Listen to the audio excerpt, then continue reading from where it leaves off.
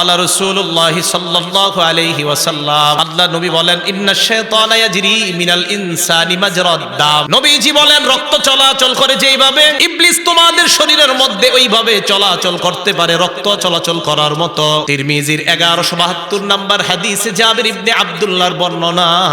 আল্লাহ নবী এই হাদিস বলার পর, আগের বর্ণনাটা বুখারীর, এই পরের বর্ণনাটা তিরমিজির।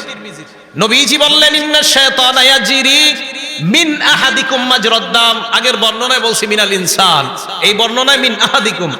তোমাদের শরীরে রক্ত চলাচল যেইভাবে করে, ইবলিস তোমাদের শরীরে ওইভাবে চলাচল করতে পারে।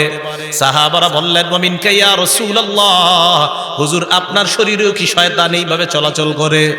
আপনিও তো মানুষ। নবীজি বললেন, হ্যাঁ আমার শরীরেও চলাচল করে। ওয়ালাকিন্নাল্লাহ আ'আনানি ফাআসলাম, আল্লাহ আমাকে ইবলিসের বিরুদ্ধে সহযোগিতা করে, সাহায্য করে, তাই আমি নিরাপদ থেকে যাই।